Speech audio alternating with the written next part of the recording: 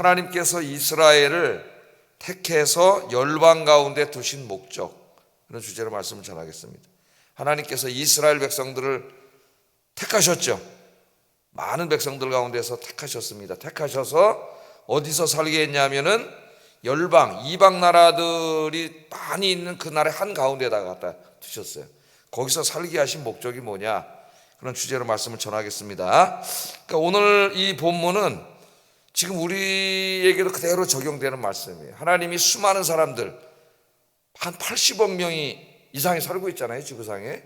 그 사람들 가운데서 우리를 택하셔서 구원하시고 지금 여기에 살게 하신 목적, 혹은 이 직장에서 일하게 하신 목적, 그 목적이 있습니다. 오늘 말씀을 통해서 그것을 깨닫고 하나님이 나를 택해서 여기에 있게 하신 목적에 부합하게 사시는 저와 여러분이 되기를 주의 이름으로 축복합니다. 오늘 말씀해 보면 이스라엘은 그렇게 살지 못했어요. 하나님이 그들을 열방 중에 택하셔서 그 가나안 땅에 살게 하신 목적이 있는데 그 목적에 부합하게 살지 못했습니다. 그래서 하나님께서 굉장히 실망을 하시고 그들을 책망하시고 회개하지 않으면 하나님의 이제 심판이 임할 것을 이야기하시는 말씀이 오늘 우리가 읽은 말씀이에요. 그래서 한번 살펴보겠습니다. 5절에 이제 핵심적인 말씀이 나오는데요. 5절 한번 읽어봅니다. 시작. 예루살렘이라 내가 그를 이방인 가운데에 두어 나라들이 둘러 있게 하였거늘. 이게 그 말씀이에요. 여러분 이사야서를 읽어보면은 내가 아주 정말 포도원을 잘 갖고 가지고 극상품 최고 종의 아주 포도나무를 심었는데 뭘 열매를 맺었다 그랬어요? 돌포도를 맺었다 그랬죠. 하나님이 실망을 하고 그런 말씀이 포도원 비유로 나옵니다. 예레미야서와 이사야서에는. 오늘은 이렇게 간단하게 하나님 말씀을 하셨어요. 주 여호와께서 이같이 이르시되 이것이 곧 예루살렘이라. 예루살렘 성을 말하는 게 아니라 하나 이거는 이스라엘 민족 전체를 이야기하는 것이죠.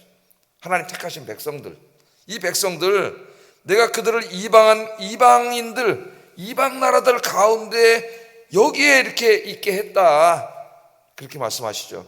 하나님 목적하신 목적을 이루기 위해서, 뜻을 이루기 위해서 여기에 있게 하였거늘. 그런데 이제 그들이 그렇게 살지 못했다는 게 이제 뒤에 말씀에 나오는 거예요. 그러면 하나님께서 이스라엘을 택하셔서 그 열방 가운데 살게 하신 목적, 이걸 우리가 생각하면은 아브라함 때부터 우리가 한번 생각을 해봐야 되겠죠.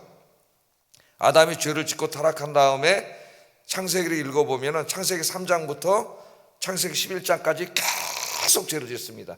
사람들이 노아 시대에 오면은 그 죄가 너무 관영해서 하나님이 홍수로 심판하실 정도가 됐고, 홍수 심판 이후에도 또 계속 죄를 짓죠. 창세기 10장에 오면 바벨탑을 쌓고 결국 하나님과 대항하는, 인류가 다 힘을 합쳐가지고 하나님과 대항하려고 하는 그런 모습들이 나타나요. 근데 이제 창세기 12장에 보면은 하나님이 아브라함이라고 하는 한 사람을 택하셔가지고 아브라함에게 약속을 주시죠. 너로 큰 민족을 이루게 하고 너에게 복을 주고 네가 복을 받아서 복의 근원이 될 거다. 복의 근원이 된다는 말은 열방에 복을 주는 나라가 될 거다. 내가 그렇게 만들겠다는 약속을 받은 사람이 아브라함이에요. 근데 아브라함이 누구예요? 이스라엘의 조상이죠. 우리 한국 사람들이 한국 사람의 조상은 누구라 그래요? 단군이라 그러잖아요. 그것과 마찬가지로 이스라엘의 조상은 아브라함이에요. 아브라함. 그래서 하나님의 구원의 계획은 아담과 하와의 죄로 인해서 발생한 인간의 죄와 죽음의 문제를 아브라함과 그 후손을 통해서 해결하는 것이 하나님의 구원의 방식이에요. 그 아브라함의 진정한 후손이 누구예요? 처음 후손들은 이스라엘 백성이고 이스라엘 백성들이 그렇게 살지 못했어요. 진짜 이스라엘이 오시죠. 그분이 예수님이십니다. 예수님.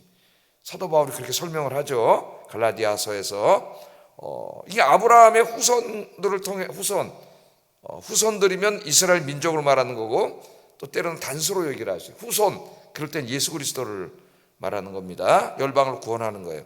그것이 뭐냐면 그걸 바로 언약이라 그래요. 언약이 무슨 말인지도 모르는 사람이 많이 있어요. 아담과 하와로 인해 발생한 이 죄와 죽음의 문제를 하나님이 아브라함과 그 후손 통해서 구원하시는, 성경 전체 구원 이야기가 그렇게 되어 있습니다. 그걸 성경에서는 언약이라 그래요. 언약. 그래서 그 언약을 이루기 위해서 먼저 이스라엘 백성들을 택하시고 나는 네 하나님이 되고 너는 내 백성이 되라. 그 백성으로 왜 삼아주셨느냐, 그 백성으로 삼아주셔서 왜 여기 살게 하셨느냐, 하나님 그걸 말씀하시는 거예요. 하나님 선하신 뜻이 있는데 그렇게 못 살았다는 거예요. 자, 그럼 아브라함 한번 읽어보겠습니다. 아브라함에게 주신 약속, 창세기 12장 1절 3절 한번 읽어봅니다. 시작.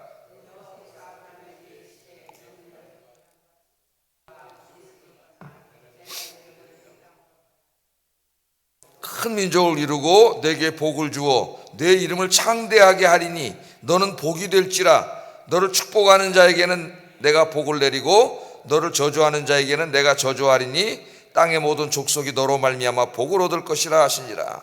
아브라함 단지 한 사람에게 복을 주시는 것이 아니라 그를 통해서 이루어 가실 이제 예수 그리스도까지 다 연결이 되는 거예요.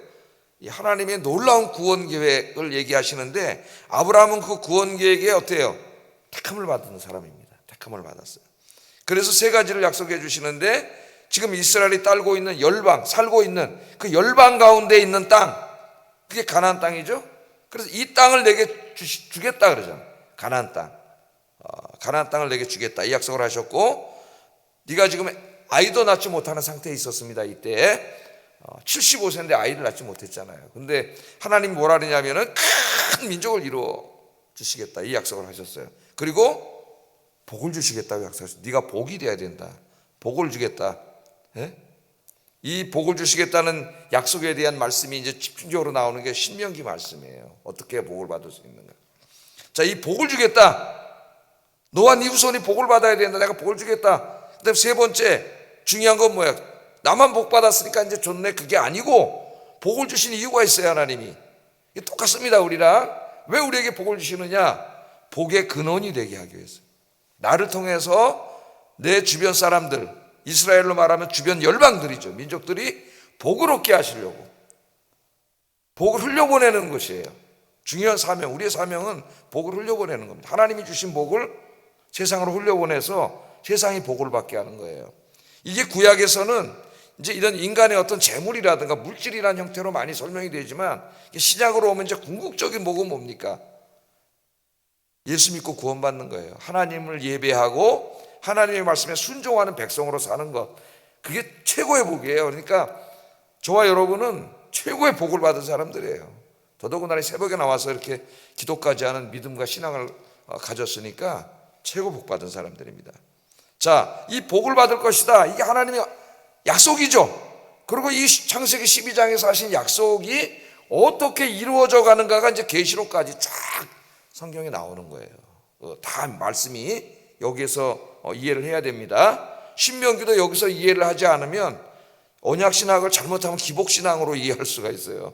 신명기는 왜냐하면 복 준다는 말이 엄청 많이 나오잖아요. 이게 언약적인 관점에서 이해를 해야 돼요. 자, 그래서 이제 아브라함의 후손들이 점점 많아져 가지고 나중에 저기 요셉 시대에 다 애굽으로 이주하게 되잖아요. 그죠? 창세기 마지막에 보면 거기서 이제 몇 병이 살다가 사람이 굉장히 많아졌죠. 출애굽할 때는 한 200만 명 정도가 됐습니다. 그래서 이제 그 애굽이란 나라는 태양신의 나라 아닙니까? 그래서 하나님께서 그들을 출애굽시켰어요. 그래서 출애굽기를 읽어보면은 출애굽할 때 하나님이 그들을 출애굽시키는 목적이 뭐냐면은 하나님을 예배하는 백성이 되게 하기 위해서. 에집트에서는 그게 불가능해요. 태양신의 나라예요. 그래서 광야로 나와서 하나님을 예배하는 백성, 그 다음 시내산에 오면 율법을 주셔서 하나님의 말씀대로 사는 백성, 이게 중요한 것이죠. 그러니까 이스라엘이 하나님을 예배하는 백성으로 살고 하나님의 말씀에 순종하는 백성으로 살 때에만 열방의 빛이 돼요. 그 어두운 세상, 하나님 떠난 사탄이 지배하는 어두운 세상을 환하게 비춰서 열방을 하나님께로 인도하는 복의 근원이 되는 겁니다. 이들이. 그래서 시내산에서 주신 언약식을 맺을 때 이스라엘 민족들과 이렇게 말씀하십니다. 출애굽기 19장 5절 6절. 굉장히 중요한 말씀이에요. 읽어보겠습니다. 시작. 내 언약을 지키면 너희는 모든 민족 중에서 내 소유가 되겠고 너희가 내게 대하여 제사장 나라가 되며 거룩한 백성이 되리라.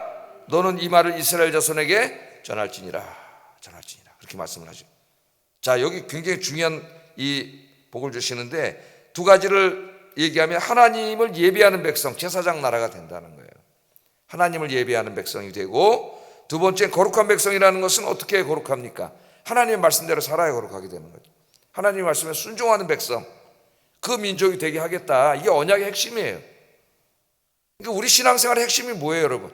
하나님께 예배드리는 것, 하나님을 예배하는 백성이 되는 것이고, 하나님의 말씀대로 순종해서 사는 백성이 되는 거예요. 이게 신앙생활의 핵심이에요, 여러분. 이게 뭐 예수 믿고 돈 많이 벌고 세상 일이 잘 되고 그런 건 그냥 하나님께서 복을 주실 수도 있고, 또 그런 세상에 복 안 주실 수도 있어요. 근데 핵심적인 게 아니에요. 이 두 가지가 중요합니다. 그래서 이스라엘 백성들이 이제 하나님을 예배하는 백성, 하나님의 말씀대로 순종해 사는 백성. 그럼 하나님의 말씀이 뭐냐면 이 당시에는 뭐예요? 이제 뭘 주세요? 출애굽기 20장부터 십계명을 주시고 하나님 율법의 말씀을 주시잖아요. 예? 세상 사람들 같이 살면 안 되고, 열방처럼 살면 안 되고, 내 욕심대로 살면 안 되고, 내 소견에 오른 대로 살면 안 되고, 나에게 이익이 된다고 아무거나 하면 안 되고, 오직 하나님의 백성은 이제 우리에게는 성경 66권 있지 않습니까? 계시의 말씀이 완성되어 있습니다. 하나님 말씀대로 살아야 되는 거죠. 내가 무슨 일을 할 때에 이게 하나님이 기뻐하시는 일인지, 이게 하나님의 뜻에 있는 것인지를 확인을 해야 돼요.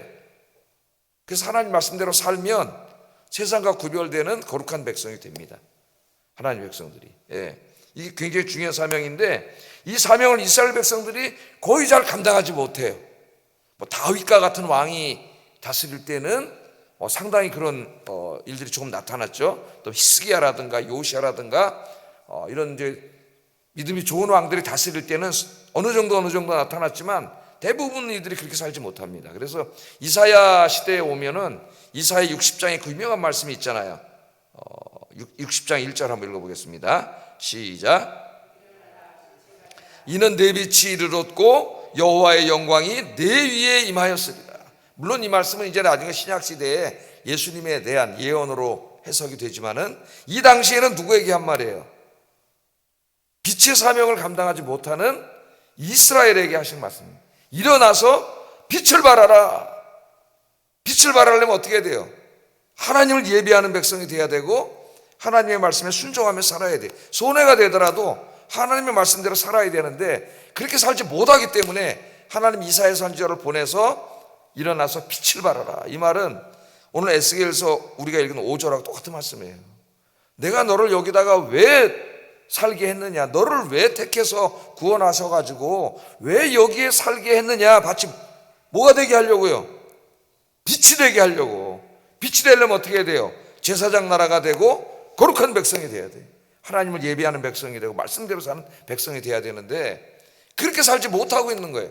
오히려 빛이 되지 못하고 열방 속에서 어둠이 돼버린 겁니다. 이스라엘이. 그 어둠을 비추는 빛이 돼야 되는데 그 어둠보다 오늘 말씀을 보면 더 깜깜한 어둠이 돼버렸어요. 이스라엘. 그래서 하나님이 한탄을 하시죠. 자, 예수님이 결국 신약시대에 와서 똑같은 말씀을 하셨습니다. 우리를 택해서 구원해 주시고 하나님의 백성으로 삼으신 다음에 주신 사명이 뭐예요? 어제 주일날 제가 엊그제 설교한 것처럼 세상의 빛이 되라는 거예요. 빛이라. 너희는 세상의 빛이라. 우리 예수님이 먼저는 내가 세상의 빛이다 말씀하신 다음에 그 다음에 너희가 세상의 빛이 되라. 빛이 되라. 그렇게 말씀하셨습니다. 그래서 이 세상의 빛이 되는 게 뭔가 주일날 제가 거기에 대해서 이렇게 말씀을 전했죠. 우리가 세상의 빛이 되어야 된다. 하나님을 예배하는 백성으로 살아야 되고 하나님의 말씀에 순종하는. 예? 그래서 제가 도덕적인 의미가 있다고 설교를 했죠. 그죠? 도덕적인 의미가 있다. 예수님이 우리가 세상의 빛이 되어야 된다. 왜 나를 구원해 주셔서 이곳에 지금 아현동에 살게 하시고 지금 내가 다니는 그 직장에 다니게 하시는가? 왜 내가 거기서 일하게 하시는가? 하나님이 그렇게 하신 거예요. 왜? 빛이 되라고. 빛이 되라고. 먼저는 내가 복을 받고, 우린 복을 이미 받은 사람이에요. 이제 그 복을 내 주변에 있는 열방, 우리는 뭐 열방이라까지 할 거고 옆에 있는 사람들에게, 주변 사람들에게 흘려보내는 거죠. 예수 그리스도의 이 빛. 진짜 복이 뭐예요? 예수 믿고 구원받는 거죠. 영생을 얻는 것. 예수님께서 이 사명을 주셨습니다. 우리는 다 똑같아요. 우리가 사명을 감당하지 못할 때 하나님이 이사야 60장 1절 일어나서 빛을 발하라. 왜 어둠 속에 있냐 네가? 네가 왜 어둠 속에 있어? 거룩한 백성이 빛을 발해야지. 우리 예수님의 말씀, 너희는 세상에 빛이라. 빛이라. 이 어둠을, 죄와 죽음으로 어두워진 이 도덕적인 무지 어둠 속에 있는 이 어둠을 환하게 비추는 저와 여러분 되기를 주의 이름으로 축복합니다. 그런데 이스라엘은 그렇게 살지 못했어요. 6절 7절 보세요. 이 안타까운 말씀을 하나님이 하십니다. 한번 읽어봅니다. 시작. 이방인보다 악을 더 행하며 내 율례도 그리함이 그를 둘러있는 나라들보다도 더하니 이는 그들이 내 규례를 버리고 내 율례를 행하지 아니하였음이니라. 어둠이 됐는데 어느 정도까지 됐어요? 이방인들의 그 영적인 무지, 도덕적인 무지, 그 무지함을 비춰서 그들을 구원하라고 택해서 거기 살게 하셨는데 이스라엘은 이방인보다도 더 악을 행했다 그래요. 하나님 더 악을 행했다. 그러니까 이방인보다도, 이제 우상 숭배에 대한 말은 내일 아침에 나옵니다. 이방인들보다도 더 많은 우상을 숭배하고 이방인들보다도 도덕적으로, 인간적으로 더 악을 행했다는 거예요. 이제 하나님의 마음이 얼마나 아프시겠어요. 이들을 택해서 거기에 두심으로 저 우상 섬기고 있는 이방인들, 지멋대로 죄짓고 사는 이방인들을 거기 환한 빛을 비춰가지고 그들을 구원하게 하려고 거기에 살게 두셨다는 거예요, 하나님이. 그런데 지금 그들보다 더 짙은 어둠이 됐어요. 이방인들보다 더 악을 행한다는 거예요. 여러분, 이 말씀을 들으면은 깜짝 놀랍니다. 지금 우리 교회가, 기독교가 이렇게 욕을 먹고 있잖아요. 세상 사람들보다도 못해. 어떤 면에서는 정직도와 그런 부분이 세상 사람들보다 못해요. 거짓말하고 속이고 이런 게 세상 사람들만 더 못한 삶을 살고 있어요. 우리들이. 바닷물이, 여러분, 바닷물에 소금이 3%밖에 안 된다 그러지 않습니까? 3%.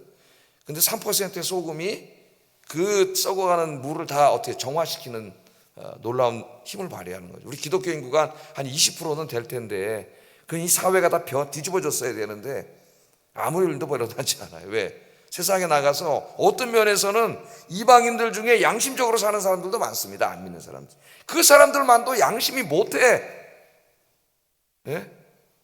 하나님이 지금 똑같이 아마 굉장히 안타까워하실 거예요. 이 한국 교회를 보면서. 내가 너를 구원해서 거기 두신 목적이 있는데, 이유가 있는데 너 지금 뭐하냐, 그런 말씀이죠. 하나님이 안타까운 말씀을 합니다.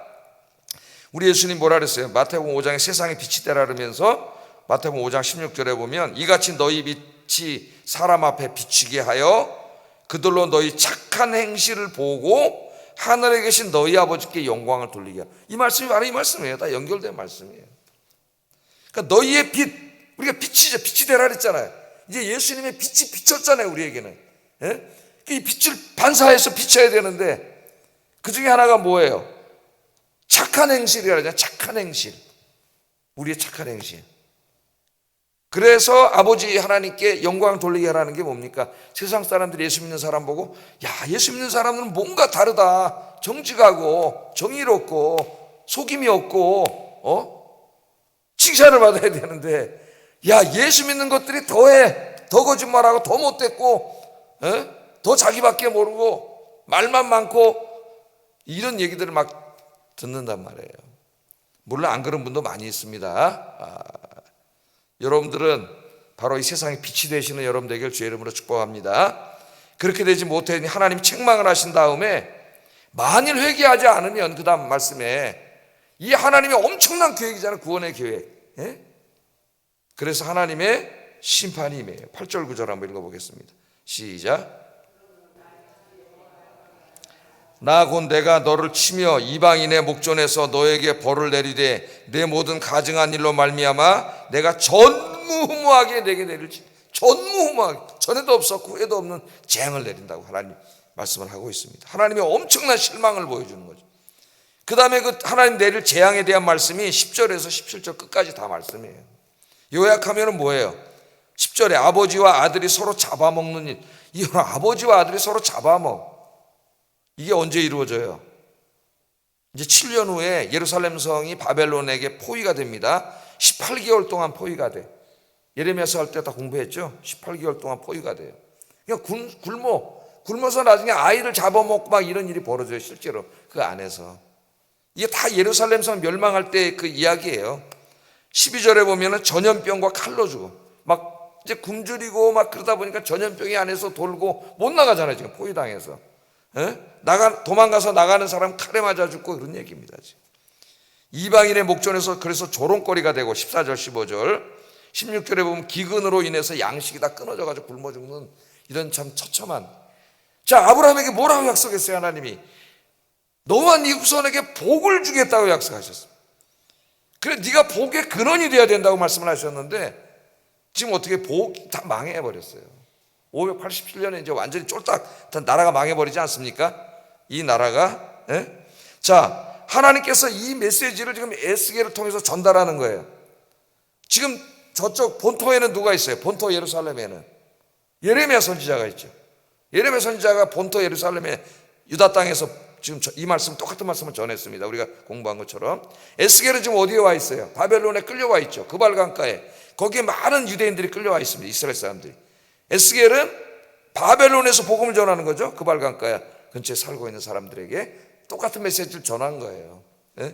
왜 하나님의 이런 심판의 메시지를 전한다 그랬어요? 하나님이 그냥 심판하시면 되지. 왜 전하시는 거예요? 사랑하시기 때문에 전하게 하신 거예요. 왜?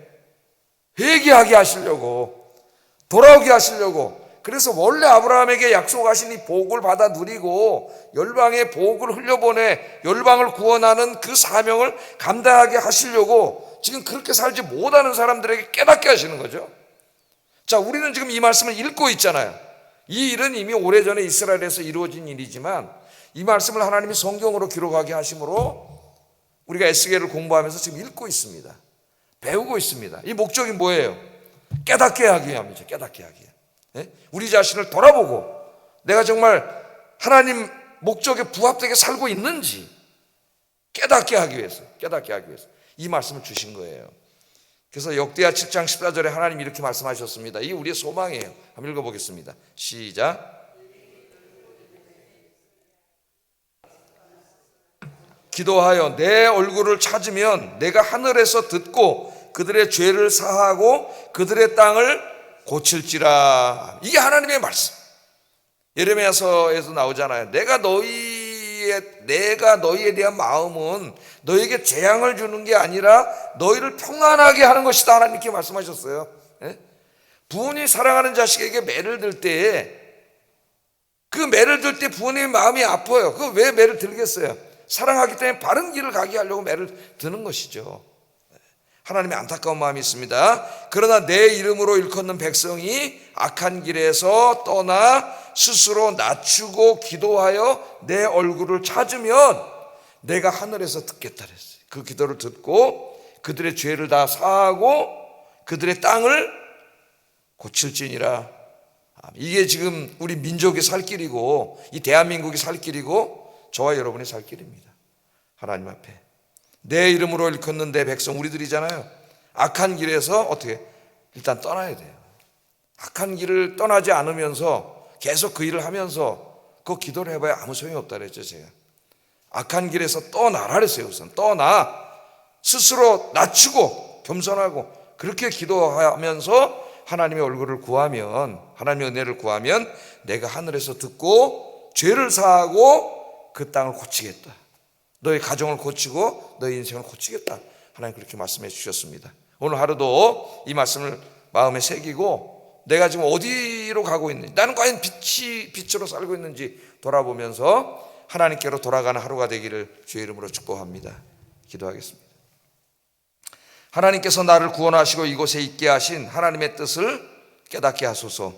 한번 잘 생각해 보세요. 깨닫게 하소서. 두 번째, 하나님을 예배하는 삶, 말씀에 순종하는 삶을 통하여 세상의 어둠을 밝히는 세상의 빛으로 살게 하소서. 기도하겠습니다.